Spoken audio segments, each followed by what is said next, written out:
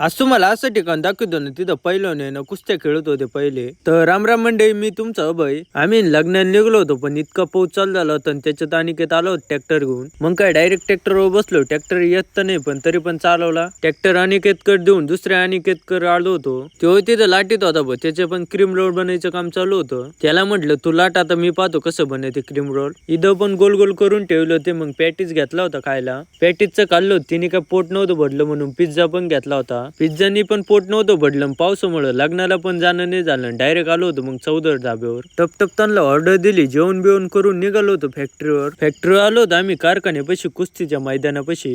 जे आता तर नाही होत बरं का कुस्त्या, पहिले इथं ना कुस्त्या व्हायच्या. आताच सगळं गबळ झालेलं आहे, पण पहिले एकदम जबरदस्त कुस्त्या व्हायच्या इथं. कुस्तीच्या मैदानाच्या पलीकडून जिमची पण रूम होती. पहिले काही वर्षापूर्वी इथं कुस्त्या पण चालायची आणि जिम पण चालायची, पण आता इथं कोणी येत पण नाही. आम्ही आलो होतो, आता आम्ही पण जातो. आता कारखाना पण बंद आहे, त्याच्या वरती पण डायरेक्ट मोर बसलो होता. मोर पाहून आलो होतो साई मंदिरात. मग मस्तपैकी दर्शन घेतलं. बोलो ओम साईराम.